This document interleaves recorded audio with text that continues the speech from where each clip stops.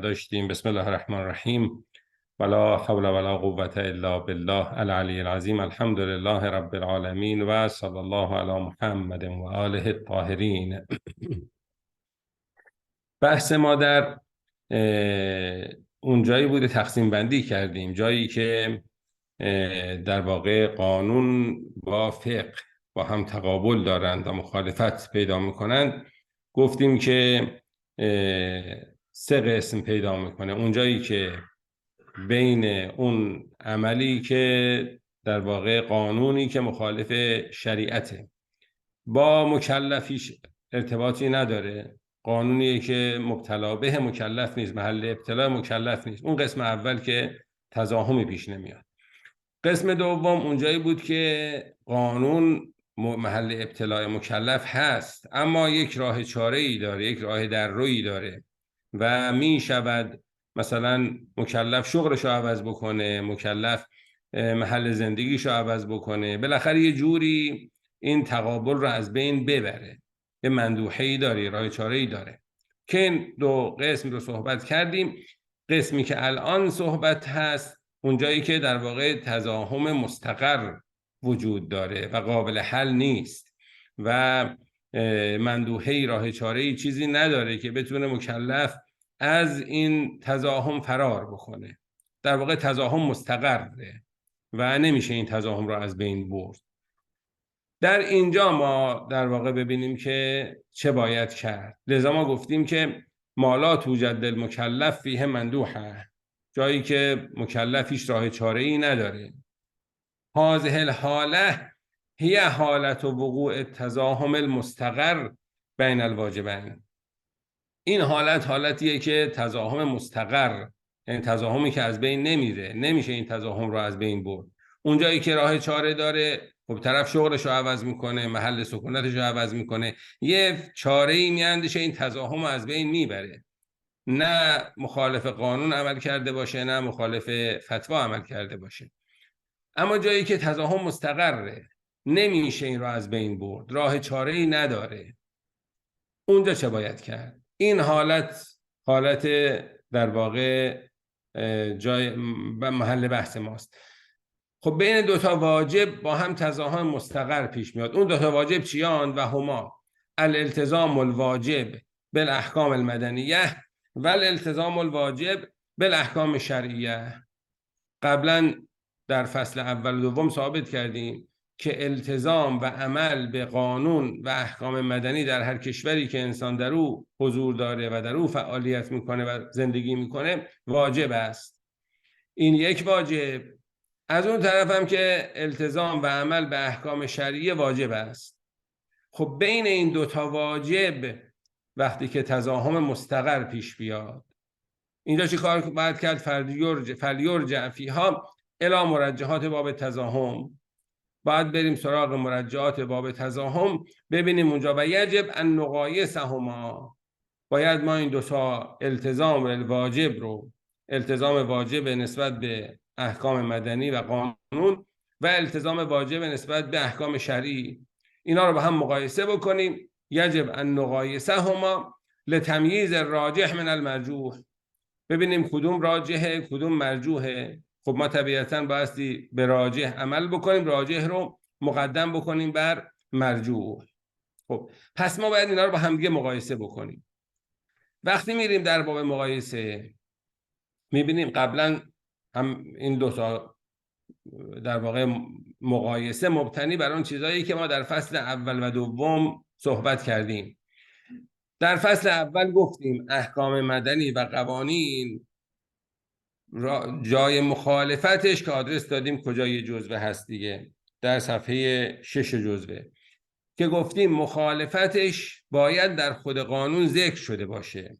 قانون گفته این قانون مثلا می شود اگر این شرایط پیش بیاد، میشه مثلا یه تبصره‌ای زده، یه راه مخالفتی گفته، بالاخره یه چیزی در قانون خودش در نظر گرفته که این قانون تا کجا اعتبار داره و کجا مخالفت با این جائزه.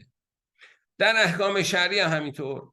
در احکام شرعی هم شارع اومده گفته این، قبلا صحبتشو کردیم، این اگر با یک اهمی طبق نظر آقایون که قاعده اهم و مهم رو تو این موارد جاری میکنن، اگه با یک اهمی درگیر شد، اینجا میشه مخالفت کرد با مثلا شریعت. یا اگر تزاحم پیش اومد، اونجا طبق مرجحات باب تزاحم میشه مخالفت کرد. پس ما در واقع این دوتا واجبی که با هم درگیر شدند، احکام مدنی راه مخالفتش رو هم خودش مشخص کرده که باید در قانون ذکر شده باشه. اگر در قانون یا در قانونی که ناظر بر این قانون هست اگر ذکر نشده باشه، مخالفت جایز نیست. در احکام شرعی گفته شده اگر با یک اهمی درگیر باشه یا در تزاحم قرار بگیره، مرجحی داشته باشه، اون راجح اگر که اخذ باید بشه، اون مرجوح میشه باش مخالفت کرد. این دوتا رو وقتی ما کنار هم بگذاریم، پس برای مقایسه میریم اینا رو در واقع دوباره اینجا مجدد یادآوری میکنیم. اما الاحکام الشرعیه فقط سبق ان قلنا ان الشارع یجوز احیانا مخالفت المکلف للحکم الشرعی. قبلا گفتیم که در بعض احیان، در بعضی مواقع، شارع اجازه داده است که مکلف با حکم شرعی مخالفت بکنه. مثل کجا؟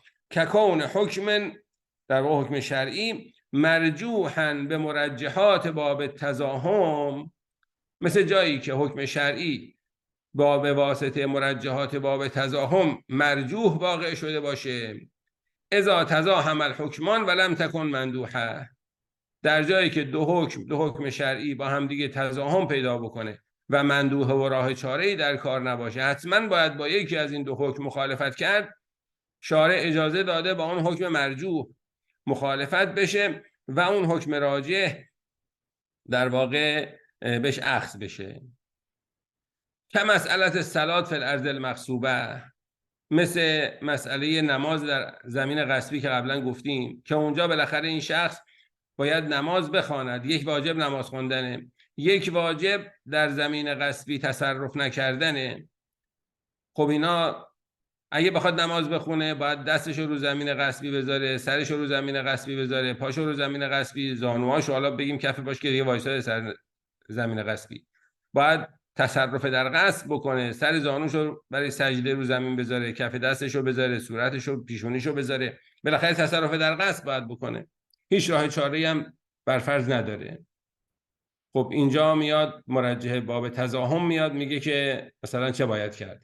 و مسئله انقاذ الغریق، مسئله مثال معروف انقاذ غریق که برای نجات اون شخص که در حال غرق شدنه، این ناچاره که در زمین غصبی وارد بشه، تصرف در غصب بکنه. اینجا خب شارع اجازه داده که مثلا مخالفت با حکم شرعی صورت بگیره. این باب تزاحم. و کتقابل الحکمان بینهما علاقه الاهمیه، دو تا حکمی که بینشون خلاصه رابطه اهم و مهم وجود داره، یکی اهم از دیگری هست، که این علی مبنی القوم، بنابر اون مبنایی که آقایون مشهور بین فقهای امامیه هست، فالحکم الاهم یقدم علی الحکم المهم، حکم اهم مقدم میشه بر حکم مهم. و یسقطه عن التنجز و الفعلیه، حکم اهم ساقط میکند حکم مهم رو از تنجز و از فعلیت. فتجوز و مخالفته علی مبنی القوم، بنابراین مخالفت با اون حکم مهم در اینجا جائز است، البته بنابر مبنایی که گفتیم، کراراً گفتیم این اختلافی هست که بالاخره ما اینجا یه ملاحظاتی داریم. و اما الاحکام المدنیه فقط سبق ان حققنا، احکام مدنی هم قبلا بحث کردیم، انه لا یجوز مخالفت الاحکام المدنیه ما لم یذکر فی القانون اطلاقاً، به هیچ وجه نمیشه با احکام مدنی مخالفت کرد تا مگر که در قانون ذکر شده باشه. اگر در قانون ذکر نشده باشه، تبصره‌ای، راه مثلا مخالفتی، چیزی در قانون نیامده باشه، این در واقع مخالفت جایز نیست.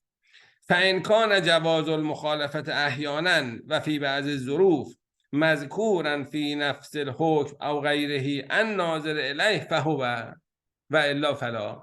حالا اگر این مخالفت که احیانا در بعضی مواقع، فی بعضی ظروف، در بعضی شرایط اگر اینجوری شد میشه این قانون زیر پا گذاشت، اگر این شرایط پیش اومد میشه مثلا اینجا مخالفت کرد.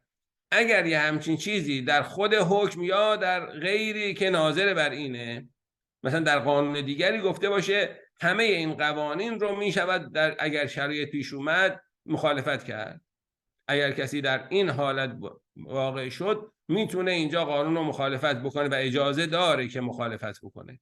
اگه همچین چیزی بود خب مخالفت جایزه، و الا فلا. این دو پاراگراف در واقع آدرس هم دادیم از خود همین جزوه، قبلا مفصل که بحث کردیم نتایج گرفتیم. این رو در واقع در صفحه 38 و در صفحه 6 همین رساله این وجود داره. حالا اگر کسانی خواستن مراجعه میکنن، ما اینجا تکرار کردیم برای اینکه ازش نتیجه بگیریم. آقای عباسی شما اگه نکته هست بفرمایید. آقای بخشید دست بلند کردن اینجا وجود نداره. من در می‌خواستم نکته عرض کنم بعد از آقای عباسی گرفت. بله بسیار. پس آقای عباسی سلام علیکم. این اطلاقاً قید لا یجوز مخالفت الاحکام المدنیه هستش یا اطلاقاً ما لم یذکر فی القانونه؟ مطلقاً جایز نیست مخالفت.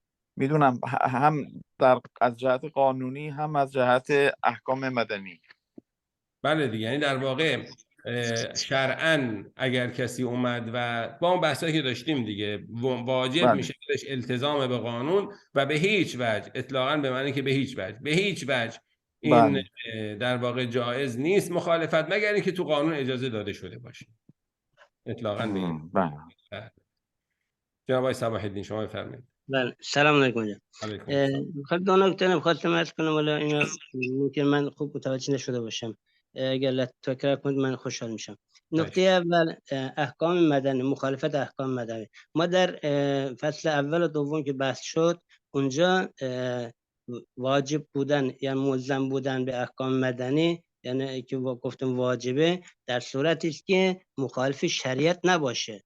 وقتی مخالف شریعت شد یه سال ببینید فای موضوعه، اصلا بحث مادی تضاهم وجود نداره که، چون اصلا واجب نیست ما اطاعت کنیم. تا اینجا هم بین دو تا واجب بخوایم ترجیح بشه، چون اصلا اونجا ثابت شد که ملزم به احکام مدنی جایی است که مخالف شریعت نباشه. این نکته اول.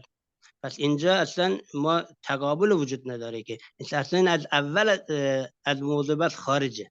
این نکته. نکته دوم، وقتی ما میگیم که در احکام دینی، یعنی ملزم بودن به احکام دینی، اگر دو تا حکم تضاهم داشته باشه این در داخل شریعته، یعنی داخل شریعت، داخل دین دو تا حکم تضاهم پیدا کنه، اونجا ترجیح و مرجح بحث بشه. اهم مهم مطلبه وقتی که یکی دینی شد یکی غیر دینی شد مدنی شد، اینجا بازم از موضوع مخارجه، چون ترجیح مرجح جایی است که دو تاشون دینی باشه، هر دو تاشون واجب باشه و ما یکیش ترجیح کنیم، اهم مهم باشه. این دو تا نکته اگر لطف کنید.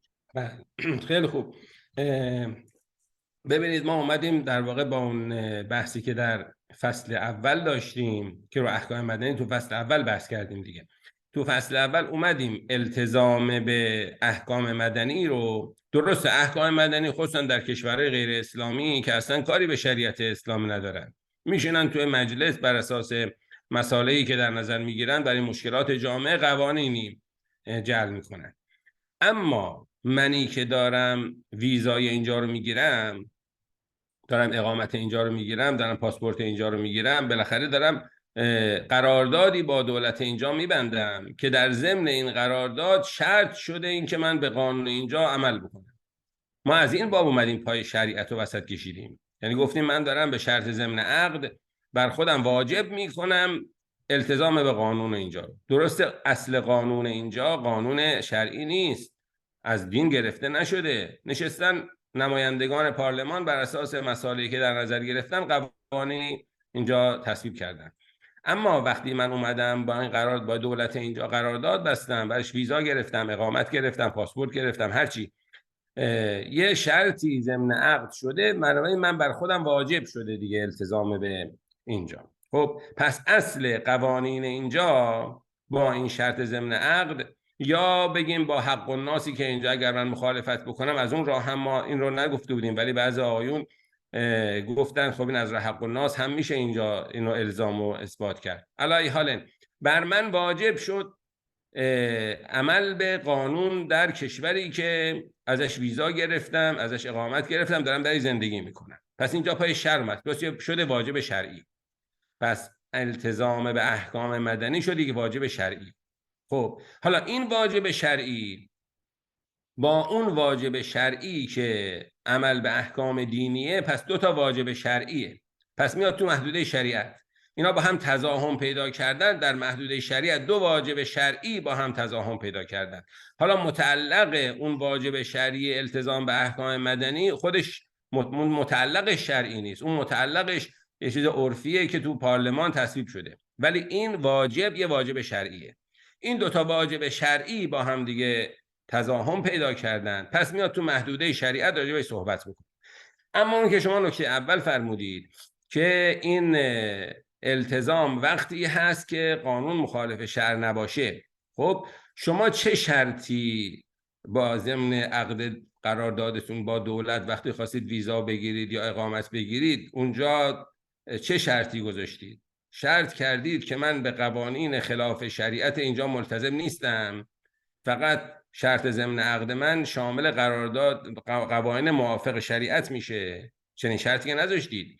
پس شرط ضمن عقد شما همه قوانین رو در بر میگیره، همه قوانین مخالف شرع یا موافق شرع همه رو در بر میگیره. پس یه واجب شرعی رو ما وقتی که ویزا گرفتیم، اقامت گرفتیم، بالاخره ساکن اینجا شدیم، در اینجا داریم فعالیت میکنیم، یه واجب شرعی رو بر دوش خودمون پذیرفتیم که همه قوانین مخالف یا موافق شریعت رو ما ملتزم باشیم. حالا اینجا تزاحم پیش میاد که منی که میخوام به احکام دینی عمل بکنم واجب بر من التزام به احکام شریعت، از اون طرفم بر خودم واجب کردم التزام به قوانین رو و بعضی از قوانین خلاف شرعه. خب من چیکار باید بکنم؟ همه بحث ما همینه. یعنی من چیکار باید بکنم؟ دو تا واجب بر عهده من هست، یکی واجب به قوانین، عمل به قوانین، یکی واجب عمل به شرع. خب بعضی از قوانین خلاف شرعه، این دو تا واجب اینجا با هم تزاحم پیدا میکنه. یعنی این نکته رو ما در ذهنمون باشه که در واقع اون شرط ضمن عقدی که بر ما واجب کرده عمل به قوانین رو، همه قوانین مخالف یا موافق شرع رو، لذا من اولش اون قرارداد ویزا نمیام با دولت یه حاشیه بهش بزنم بگم نه من ملتزم به قوانین خلاف شرع نمیشم، دولت هم ویزای من نمیده، اقامت من نمیده، به من راه نمیده بیام. هیچ کشوری این کارو نمیکنه که بگه شما داری در واقع اینجا تبصره میزنی که یه سری قوانین رو عمل نکنی. خب هیچ کشوری به هیچ کسی راه نمیده بیاد تو کشورش اینطور بخواد در واقع عمل بکنه. لذا اون شرط ضمن عقد ما مطلق همه قوانین رو در بر میگیره، لذا همه قوانین بر ما واجب میشه التزام بهش. از اون طرف بعضی قوانین خلاف شرعه. حالا چیکار باید بکنیم؟ شریعت اینجا چه راهی برای ما قرار داده؟ بحث ما این هست. امیدوارم که این توضیح کافی باشه. درسته موقع ویزا گرفتم من قرارداد نبستم و قصدم هم این نبود که مخالف شریعت باشه یا نباشه، ولی اونا هم در ضمن عقدشون وقتی میخوام ویزا بدن اینا هم قراردادشون تو اساسنامه‌شون نوشته که آزادی دین هست، آزادی اعتقاد هست. منم طبق این آزادی امضا کردم اومدم. الان دیگه من واجب نیست که من ملتزم به قوانینش باشم اگر مخالف شریعت باشه. یعنی اونا آزادی مخالفت با قوانین هم میدن؟ آزادی دینم. خیلی خوب، آزادی دین در محدوده قانون دیگه. یعنی اونا میگن آزادی دین، برای شما هر دینی خواستید داشته باشید و به دینتون عمل بکنید، ولی هیچ وقت مخالفت با قانون اجازه به شما بگید دین من گفته اینجا مثلا من به چراغ قرمز احترام نذارم، دین من گفته، اجازه نمیدن که. نه پس اجازه ما اول بس که این بحث اول شروع کردیم ملتزم بودن به قوانین مدنی، اونجا ما پس همینجوری گذشتیم، رد شدیم، بحث نکردیم این بحث را که اونجا هم دفعات شد. حضرت علی هم گفتید، حتی از آیت سیستانی هم فتوا آوردید که ملتزم بودن به قوانین به شرطی که مخالف شریعت نباشه. این هم صراحتا اونجا بحث شد. وقتی پس ما اگر قرار باشه که با امضای یه ویزا یا اقامه اینجا همه قوانینشو قبول کرده باشیم ولی اون که مخالف شریعت باشه یه بحث نشه. ما باید برگردیم به بحث اول. پس اونو نباید قبول کنیم. اصلا ملتزم بودن به قوانین دولت واجب نیست. وقتی شما مثال میزنید چراغ قرمز رو مثال میزنید، چراغ قرمز رو مثال نزنید، حجاب رو مثال بزنید. یا مثلا نماز خوندن مسجد و نماز جمعه رو مثال بزنید. وقتی اون مثال بزنید میگه تضاهم وجود نداره که همه عاقل قبول میکنه که چرا قرمز رفته به شریعت نداره که اینجا نظام باید رعایت کنیم. ولی من اصلا موضوع یعنی اون که نمیفهمم اینجاست، یعنی جا نمیفته برای من جا. وقتی قوانین دولت اروپا به قوانین مدنی وقتی مخالف شریعت شد من چرا ملزم باشه؟ این واجب نیست برای من، یعنی اطاعت به این واجب نیست و شما هم نمیتونید به من ثابت کنید که با امضا کردن من اینو قبول کردم. این دیگه اینجا نیست. این مورد اینو ما حل کرده بودیم قبلا. خب حالت های برهان هم اگه نکته دارن بفهم تا من توضیح بدم. آقای برهان شما بفرمایید. السلام علیکم و رحمت الله. من همون نکته‌ای که آقای شیخ سباحتین هم اشاره کردن، ما قوانین مشرف داریم در دنیا در چارچوب قوانین چارتای حقوق بشر هستش و قوانین هر کشور هم زیر نظر اون چارتا و اون حقوق بشر یعنی به ادعا مثلا تنظیم شده. خب آزادی دین، آزادی مراسم دینی و یا ریتوال های دینی، واجبات دینی، این از لحاظ قوانین بین‌المللی تضمین شده و اینجا بحث همون چیزی که مطرح شده. من وقتی که اومدم مثلا انگلستان رو مثال بزنیم، یک کشوریه که اونم دموکراتیک مسیحی، آلمان هم یک کشوره، اما در انگلستان قانون مدنی اسلام اصلا به رسمیت شناخته شده، قبول دارن. حتی در قانون خودشون ازدواج دو همسر در یک وقت جایز نیست و اما برای مسلمان ها اینو گفتن که در دین اسلام این جایزه و جایزه. در بیا بحث مثلا میراث، تقسیم میراث و خیلی چیزا. نخست وزیر دیروز اسکاتلند انتخاب شد که تو دفتر ریاست جمهوری شو نماز جماعت رو برگزار کرده و مبتنی بر اینه و مبنی بر این که خب آزادی دینه و حقوق بشر و منشور سازمان ملل هم تجارت دین و امور دیگری است. اینا را به رسمیت شناخته قبول کرده. من وقتی که ویزا میگیرم میام اینجا به این معنا نیستش که من اومدم مملکت شما دیگه بعضی از این قوانین دینی و معتقدات و عبادات خودمون زیر پا میذارم. و اینکه ما وقتی که مثالهایی را هم میزنیم که مثالهای مدنی و روزمره اینا را نه، مثالهای راجع به دین، راجع به ازدواج، راجع به میراث، راجع به مثلا کفن و دفن. خب ممکنه که اینجا بگه که یک مسلمان در آلمان مرد، بعضی از کشور میسوزونن، ما میسوزونیم، تو اومدی در کشور ما اینجا مردی. خب از این بابت بعد از این در وارد بشیم. من فکر میکنم قوانین مشرفی که در دنیا هست، چارتای حقوق بشر و سازمان ملل، منشور سازمان ملل، قوانین باید در این چارچوب اگر اینجا تضاهم صورت گرفت ما باید ارجاع بدیم به حقوق بشر و به قوانین مشرف. تشکر میکنم. بسیار خوب، بسیار خوب. این نمیشه همون مندوحه دیگه. این میشه همون مندوحه، راه چاره. یه راه چاره ای داره. یعنی ما میتونیم اینجا اگر جایی مثلا تضاهم پیش اومد بریم مثلا یا تبصره‌ای در خود قانون باشه یا مثلا یه قانون ناظر به این باشه، قانون بالادستی باشه. اون میشه من راه چاره که ما قبلا صحبتو کردیم.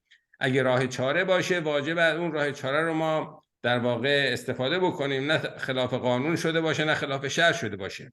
مثلا راجع به همین حالا دفن و کفن و دفنی که آیه برهان گفتن، اگر در یک کشوری اومدن و گفتن نه اینجا اصلا به شیوه اسلامی دفن کردن جایز نیست، خلاف قانونه مثلا فلانه، خب چی کار بکنم؟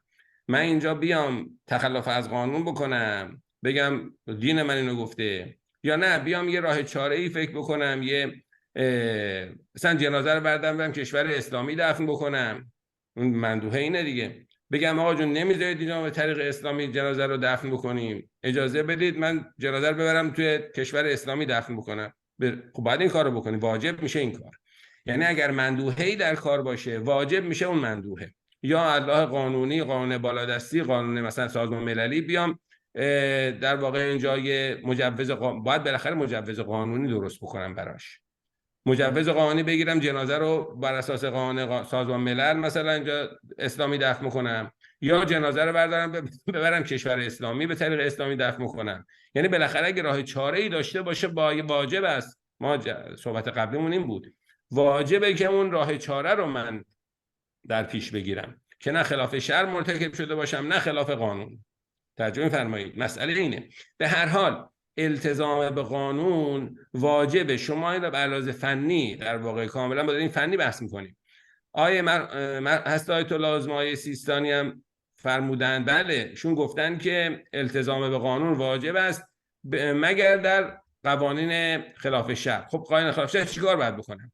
آیت الله سیستانی آیا شما میفرمایید که من خلاف شرع رو خلاف قانون عمل بکنم یا خلاف شرع عمل بکنم؟ حالا فتوای آقای مکارم ما امروز بحثشو میکنیم، مثلا میشه اگه برسیم بحثش هم میکنیم. یعنی میگید من چیکار بکنم آیت الله سیستانی؟ آیا میفرمایید که من جایی که قانون خلاف شرعه قانون زیر پا بذارم یا به قانون عمل کنم خلاف شرع عمل بکنم؟ این محل بحث ما دقیقاً همینجاست.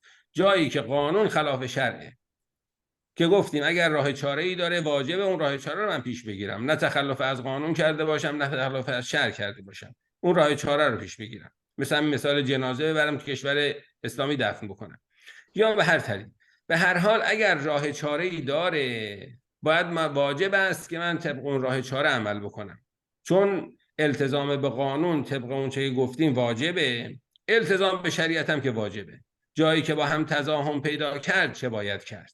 خب حالا اگر بحث امروز ما اینه اگر هیچ راه چاره‌ای نبود، یعنی من هیچ جوری نمیتونستم که نه مخالفت با قانون کرده باشم نه مخالفت با شریعت کرده باشم، در این جور موارد میبینیم شریعت اجازه داده، قانون مواردی که اجازه داده باشه تو قانون ذکر شده، شریعت هم که مواردی که اجازه داده باشه تو شریعت ذکر شده.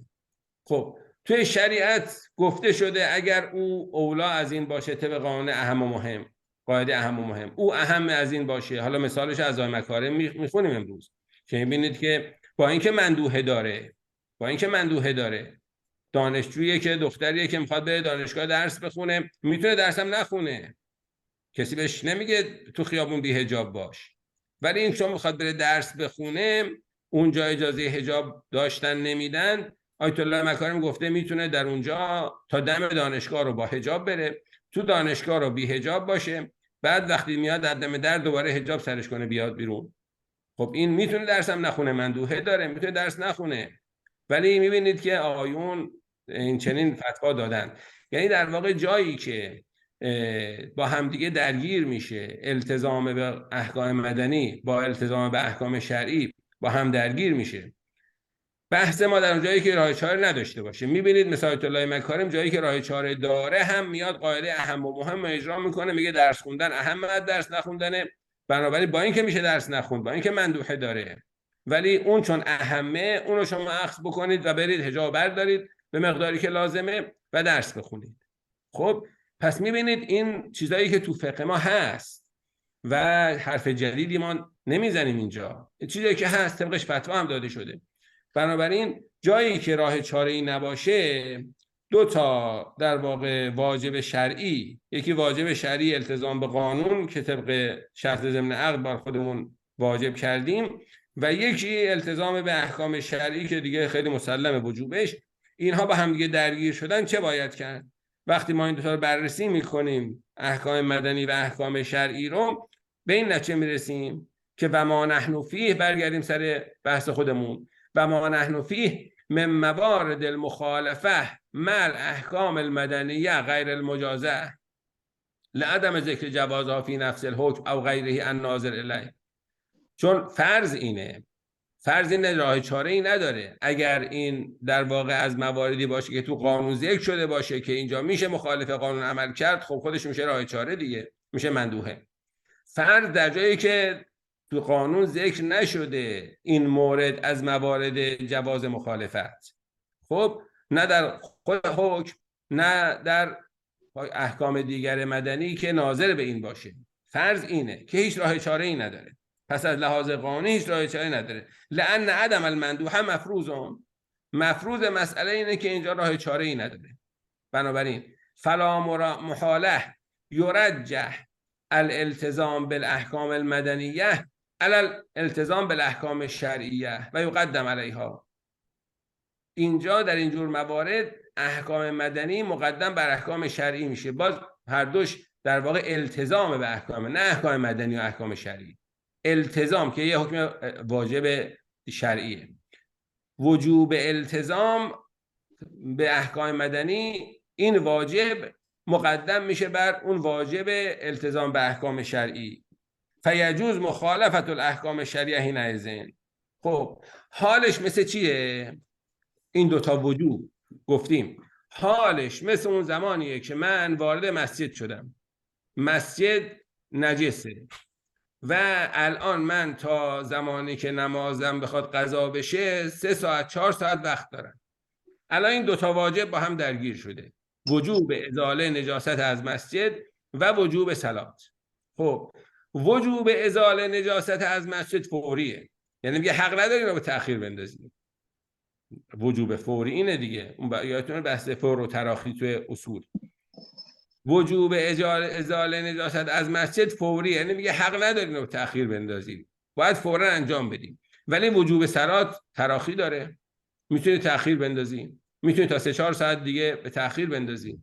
بنابراین نحوه وجوب ازاله نجاست فوریه، نحوه وجوب صلات تراخیه. بنابراین وجوب ازاله مقدم میشه، رجحان پیدا میکنه بر وجوب صلات. و حاله حال تزاحم بین الصلات و ازالت نجاست عن المسجد فیما اذا کانت الوقت لاداء الصلات باقیتا. وقتی اگر وقت برای ادای صلات باقی باشه، 3-4 ساعت هنوز وقت داره. خب در این حالت الان ساعت 2 بعد از ظهره و مثلا تا 6 بعد از ظهر میشه نماز ظهر رو خون. ازاله نجاست از مسجد میگه نمیتونی به تأخیر بندازی، فوریه، باید همین الان مسجد رو پاک کنی، نمیشه 1 دقیقه به تأخیر بندازی، باید الان پاک بکنی. ولی وجوب صلات میگه 4 ساعت وقت داری. فترجح الازالة علی الصلات و تقدم علیها لان الازاله فوریه و الصلات غیر فوریه. پس این دوتا واجب به این ترتیب این مقدم بر اون میشه، چون این میگه تو باید فوری انجام بدی، اون میگه نه فوریت لازم نیست، تا 4 ساعت دیگه وقت داری. در ما نحن فیه وجوب التزام به احکام مدنی، چون در واقع فرض اینه که هیچ راه مخالفتی قرار داده نشده، این میگه اجازه مخالفت نداری.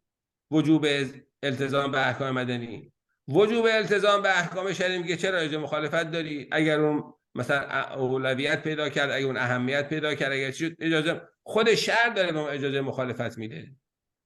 خود شرع داره اینجا مثل همون ازاله نجاست که میگه فوریه نباید به تأخیر بندازی، وجوب صلات میگه چرا میتونی به تأخیر بندازی. خب اونجا طبیعتاً من اون که میگه اون واجبی که نمیشه به تأخیر انداخت رو مقدم میکنم بر اون واجبی که میشه به تأخیر انداخت. اینجا هم اون واجبی که اجازه مخالفت ندارم رو مقدم میکنم بر اون واجبی که اجازه مخالفت دارم. بنابراین به این ترتیب اگر این چنین شرایط پیش اومد و مندوحه، ممکنه در طول عمر کسی اصلا پیش نیاد، ممکنه 1 مورد 2 مورد پیش بیاد، اینطور نیست که هر روز آدم درگیر این مسئله باشیم و شاید اصلا پیش نیاد همچین مواردی. اونقدر توی قانون راههای خلاصه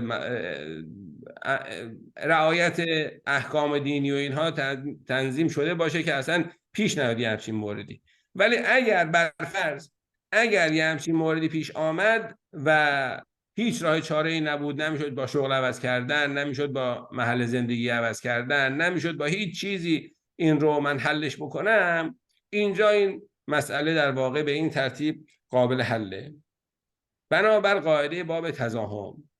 حالا بنابر قاعده اهم و مهم، بنابر اون مبنایی که البته ما درش اشکال داریم ولی اینم گفتیم و ها کذا اذا لم تکن المقابله بین الحکمین من باب تزاحم المستقر، اگر تقابل بین دو حکم مدنی و حکم شرعی اینا از باب تزاحم مستقر نباشه، اگه تقابل مع عدم المندوحه، تقابلی که هیچ راه چاره ای نداره، اینطور نباشه، بلکه راه چاره داره، اما بل دخلت فی قاعده الاهم و المهم، اما داخل در قاعده اهم و مهم میشه این عمل رو انجام نداد. ولی انجام این عمل، اگه عمل رو من کلا ترک بکنم، مثال بعدی که میخونیم، اصلا این دانشجوی دختر درس نخونه، خب نه مخالفت قانون شده نه مخالفت شرع شده، تو خونش نشسته میره زندگیشو میکنه، حجابش هم رعایت میکنه. اما این عمل ترکش در واقع مرجوحه، انجام عمل راجحه طبق اون نظریه اهم و مهم، بنابراین داخل در قاعده اهم و مهم میشه. فعلا مبنی القوم که البته مشهور اینو میگن، فی العمل بالقاعده، قاعده اهم و مهم، تجوز و مخالفت الحکم الشرعی اذا کان العمل الذی یلازم هذه المخالفه اهم من ترکه، وقتی که عملی که لازمه اون عمل مخالفت حکم شرعیه، چون قانون اینجا نمیذاره من به حکم شرعی عمل بکنم.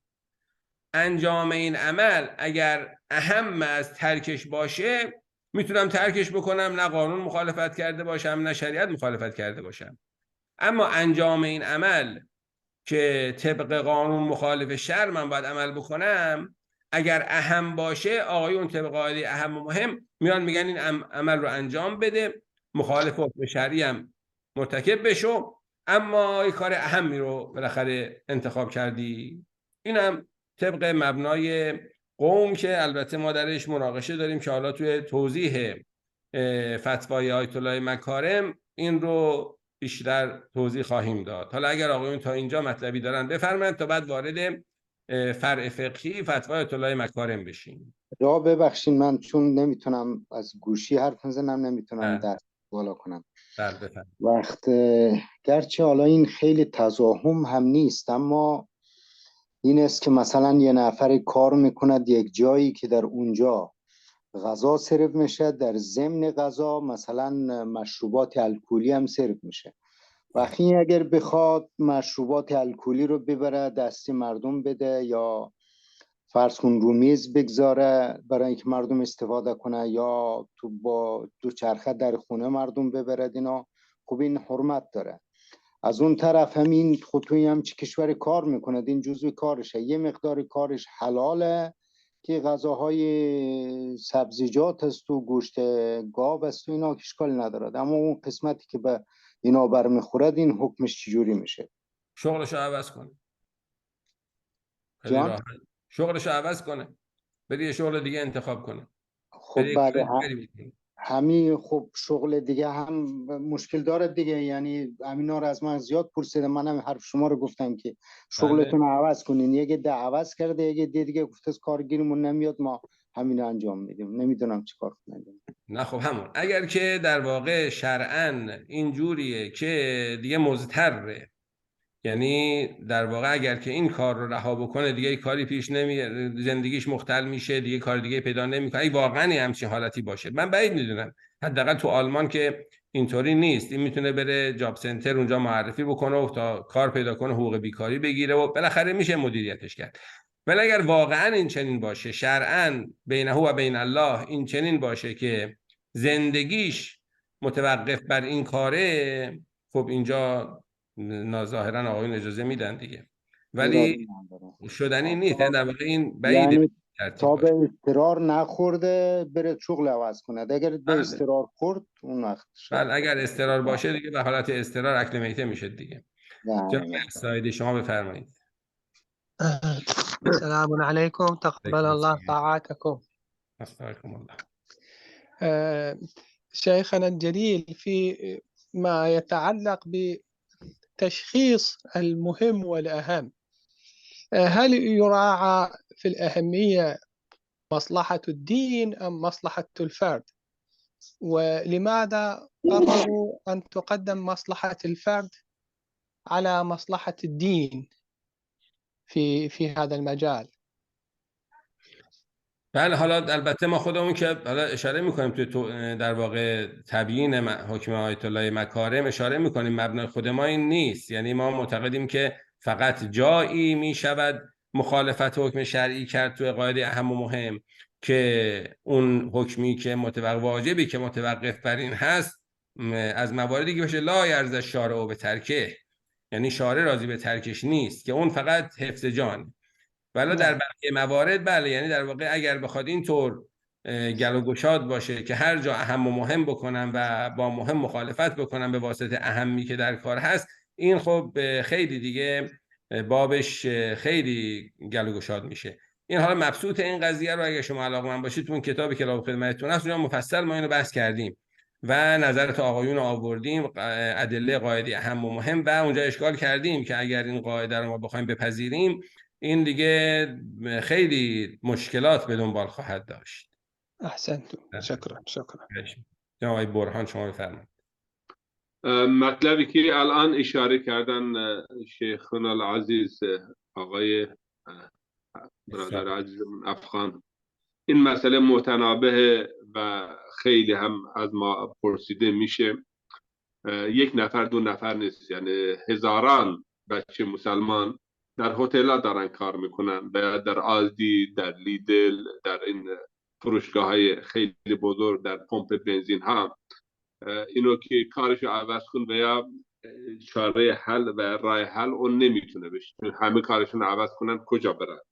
اما اینجا ممدوحه فکر میکنم که چون اینا خودشون صاحب کار نیستن، اینا صاحب اون مؤسسه نیستن، اینا اونجا مزد بگیره داره کار میکنه. مثلا اون کسی که اونجا تو آلدی داره کار میکنه و یک حساب داره، مثلا مشروب هم آوردن گذاشتن اونجا، اون حساب میکنه و این شامل اون کسی که مثلا میفروشه حساب میکنه، نمیدونم که شامل اون حکم میشه. چون من اینجا اختیار ندارم، من صاحب نیستم، من متصرف در این فروشگاه و یا پمپ بنزین و یا هتل نیستم، من اینجا یک کسی هستم دارم اینجا کار میکنم و قصد من هم این نیست که تجارت این کار رو انجام بدم، الکل فروشی بکنم که بعد اون یعنی کسب و پول در بیارم و کسب و کارم بشه.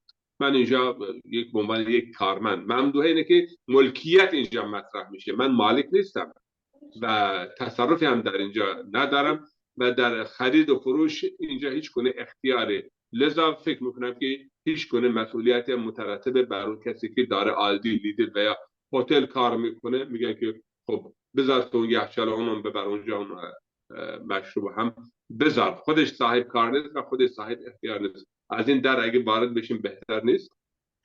خب حالا البته این بحث خیلی دامنه دار و مبسوطیه، بد نیست که ما یه موقعی اصلا وارد این بشیم. تو مکاسب محرمه که مرحوم شیخ صحبت میکنه و همتون لابد خوندید، تو اون مکاسب این خیلی محل نزاعه و خیلی خوبه که ما اصلا بیایم این رو مکاسب محرمه در شرایط فعلی در اروپا رو بیایم رو همینا. کسی که توی فروشگاه به قول شما تو آلدی، لیدل اینا نشسته اونجا پای صندوق نشسته و داره مثلا اجناس رو پولش رو حساب میکنه و پولش رو میگیره، حالا بین اینا مثلا گوشت غیر ذبح شرعی هست، بین اینا مثلا مشروبات الکلی هست، بین اینا چیزایی هست، این مثلا چه حکمی داره؟ اون کسی که از انبار میاره تو قفسه ها میچینه اون چه حکمی داره؟ اون کسی که اینا همش در واقع قابل بحثه. یعنی خیلی خوبه ما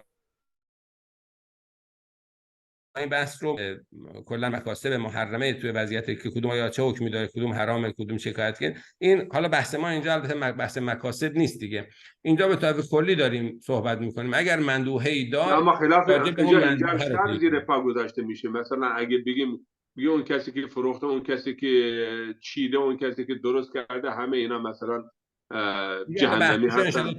تو بحث مکاسب انشالله خوبه که این بحثا رو بکنیم، یعنی از بحثای خیلی مهمیه و لازمیه که اینجا، چون خیلی سوال میکنن، همونطور که میفرمایید خیلی سوال میکنن مسئله رو و این بحثشو خیلی فقهی مفصل این بحثشو بکنیم راجع به کسب و کارهای حرامی که وجود داره تو این شرایط، ببینیم که به چه نتیجه میرسیم. بحث خیلی خوبیه، انشالله ما بعد انجام بدیم، خیلی خوب خواهد بود انشالله.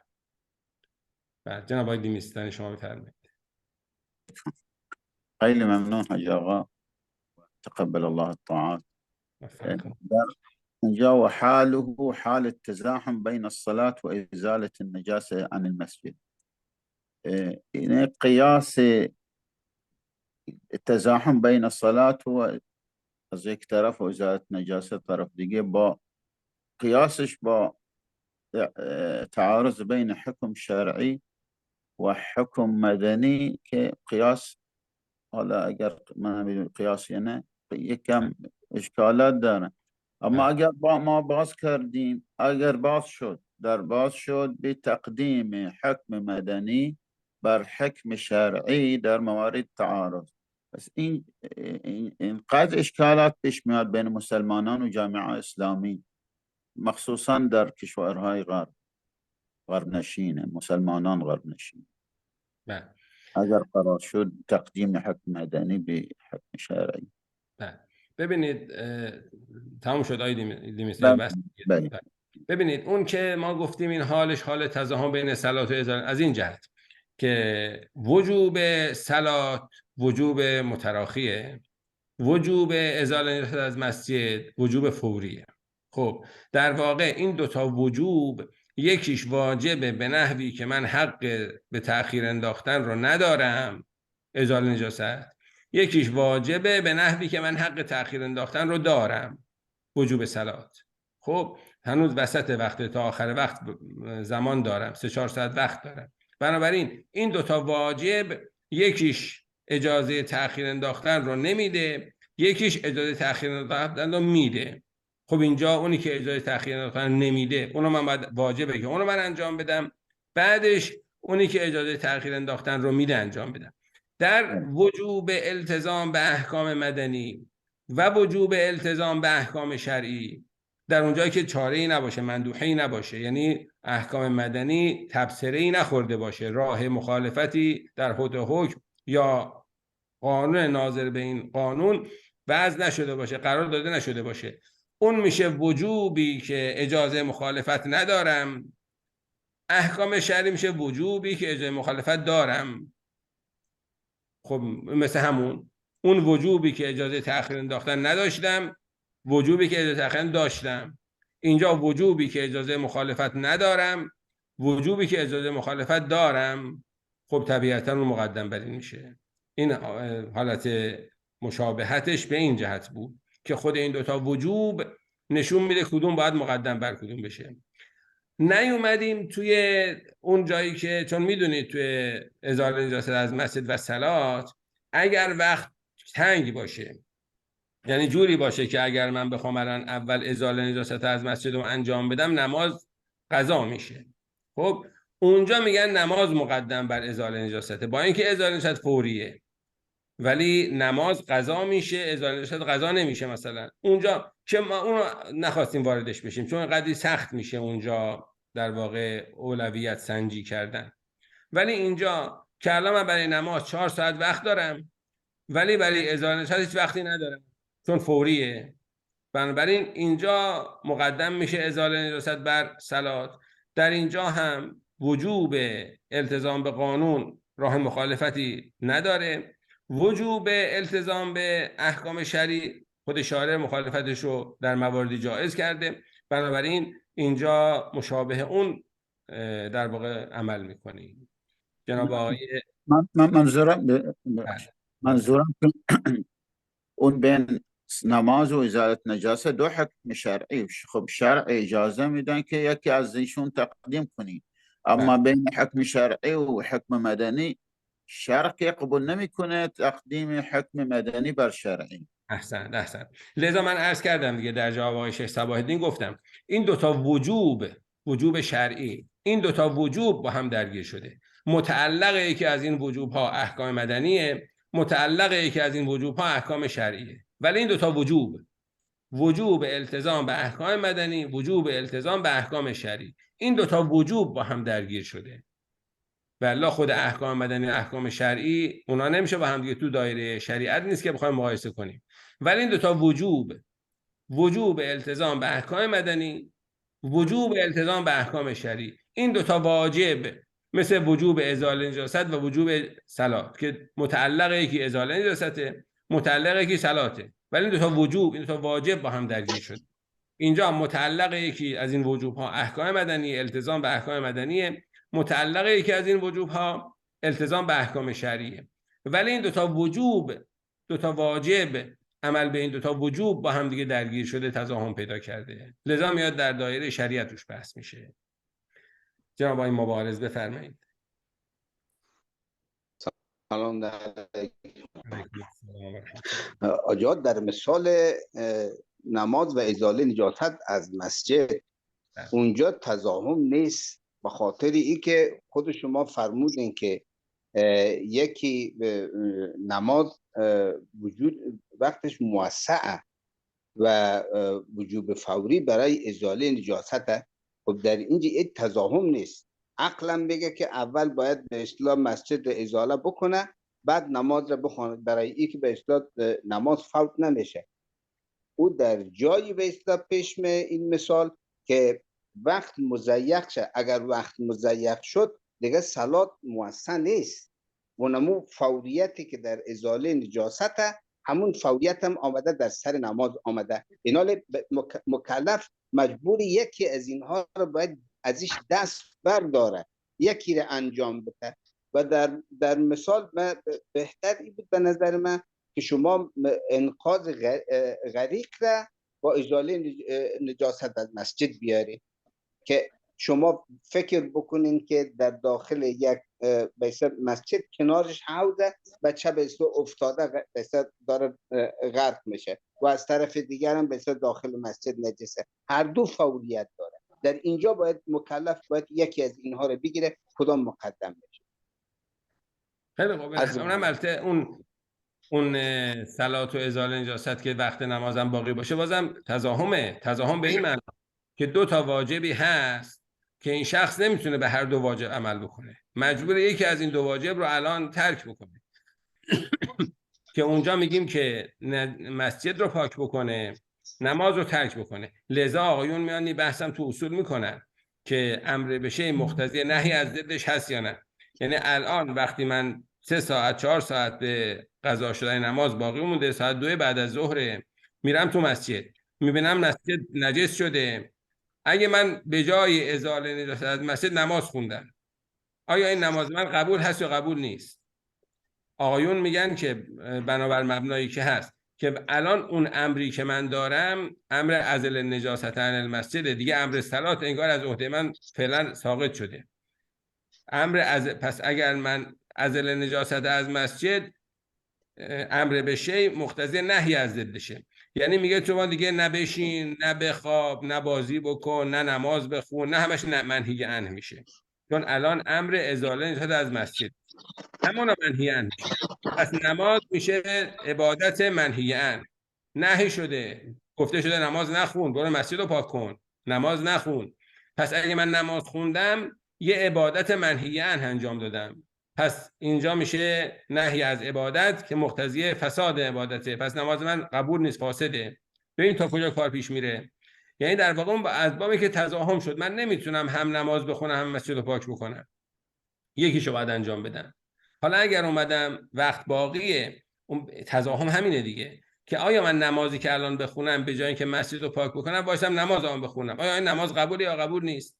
که طبق همین مقدماتی که گفتیم آقایون بعضن فتوا میدن که نه، نماز قبول نیست.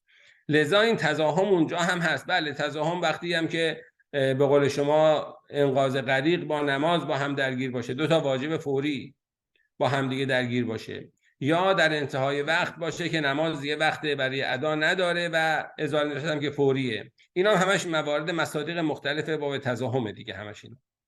جناب آقای السائلی شما بفرمایید. شيخنا أنا أردت أن قبل أسبوع أن أذكر هذه الملاحظة، ولكن ممكن شوية صعوبة في الترجمة. أقول هذه الأحكام المدنية أليست هي نفسها ما يعرف عند بعض علماء الأصول خصوصا مدرسة النجف الأشرف بعد الأخوند يسمونها بالاتفاق والمواضعة؟ الاتفاق والمواضعة يعني بمعنى أن تغيير الأحكام العملية على قاعدة التوافق والمواضعة تحقيقا لجلب مصالح ودرء المفاسد في الحياة الاجتماعية، باعتبار أن أحكام العقل العملي بأسرها مشهورات وآراء محمودة كما يقولون، يتفق عليها العقلاء، وليس في صعق العقل الأول الخالص أي حكم مدرك من هذه الأحكام، إنما هي قرارات تتخذها الجماعة الإنسانية لحفظ المصالح ودرء المفاسد. هذه قالها عن جملة من الجهابذة مثل الشيخ الأصفهاني وغيره. فأقول إذا كانت هذه الأحكام المدنية هي من هذا القبيل، فما وجه المخالفة وما وجه التزاحم؟ هي تقرر وهي تؤخذ بها، ولا نقاش في هذا الأمر. بله، یعنی در واقع این مسئله که شما میفرمایید، یعنی در واقع اگه احکام مدنی به اون نحوی باشه که در واقع آرای محموده و اینها باشه، اصلا هیچ تزاحم و مخالفتی پیش نمیاد.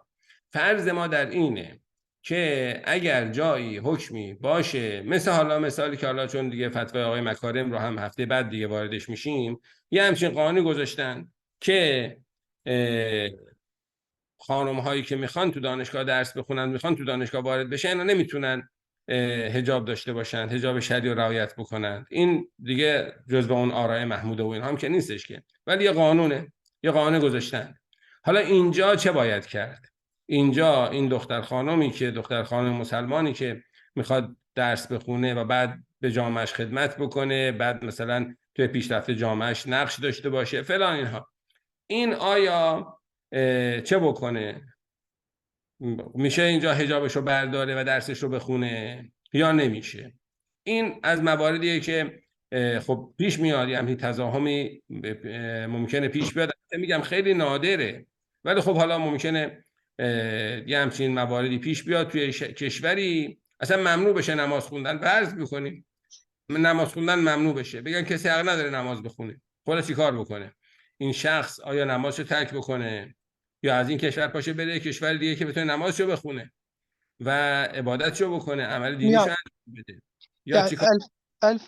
الفتوى في هذه الموارد واضح عند البعض، طبعا مبناكم إن شاء الله نستمع إليه ونستفيد منه، لكن عندهم إذا تأخرت مثل هذه الواجبات كترك العمل أو الهجرة أو لا يجوزون بمخالفة هذا الحكم على حساب، يعني على حساب مثلا إذا تشتغل في عمل وصاحب العمل لا يرضى أن تصلي، السيد السيستاني على ما أعتقد إنه يقول يجب ترك هذا العمل. بله بعد عمل عوض کرد. بله گفتیم دیگه هم مندوب هست، این شغلش رو عوض کنه، کشورش رو عوض کنه، در واقع یه راهی نه مخالفت با قانون بکنه. میبینید همون که شما نقل می‌کنید آقای سیستانی اجازه نده که شخص بیاد مخالفت بکنه و خلاف اون قراری که هست نمازشو بخونه، نه، میگه که شغلش رو عوض بکنه. لذا این همین هم مؤید اینه که آیت الله سیستانی هم اینجا اجازه ندادن حتی در مورد نماز اگر صاحب کار به شرطی این شخص رو به کار گرفته که این نماز نخونه، فرض کنی، خب این به این شرط این با صاحب کار قرارداد کاری بسته که منو اینجا به کار بگیر، شرط گذاشته که نماز نخون. خب این که آقای سیستانی هم طبق این نقل شما ازشون نقل فرمودید، آقای سیستانی هم اجازه نمیدن که این شخص علی رغم این شرط نمازشو بخونه. نماز که لا یترک به حالن رو نمیتونه، باید شغلشو عوض کنه. بنابراین اینم مؤید همون مطلبیه که ما عرض کردیم. آیه البوعرب شما هم بفرمایید. السلام عليكم شيخنا الأستاذ ومشايخنا وعلمائنا الأفاضل. شيخنا عفوا، بالنسبة إلى الأعمال أو العلوم التي تنحصر في البلاد الغير مسلمة ويضعون مثلا على المسلم شروط تخالف أحكام دينه، كما في فتوى آية الله مكارم شيرازي حفظه الله في قضية نزع الحجاب. الظاهر أنه يعني يجيز ذلك حسب ظني. أريد أعلم إلى أي مدى يمكن يعني مخالفة الحكم الشرعي لأجل مثلا كسب معلومة ما يحتاجها المجتمع المسلم، خصوصا في أمور مثلا العلوم الحساسة، العلوم الدفاعية عن الأمة مثلا. هل هنالك حدود معينة للمسلم لتعلم هذه العلوم، ربما مع مخالفة شيء من أحكام الإسلام؟ عفوا،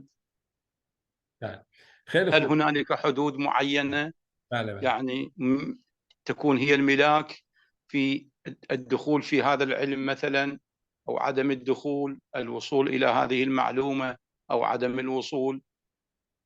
جزاكم الله خیر. خیلی خوب، خدا خیرتون بده. بله، حالا ما انشالله این فتوای آقای مکارم رو آقایون هم حتما ملاحظه بفرمایید. الان هست فتوا تو همین در واقع ادامه همین جزوه با همین فرعون فقهیون اشاره به همین مطلب آیت الله مکارم عین فتوا رو آوردیم و توضیحاتی هم که آقای مکارم دارن آوردیم و اشکالات و مناقشاتی که به نظر ما میرسیده، ملاحظاتی که به نظر ما میرسیده، اینها رو هم ذکر کردیم.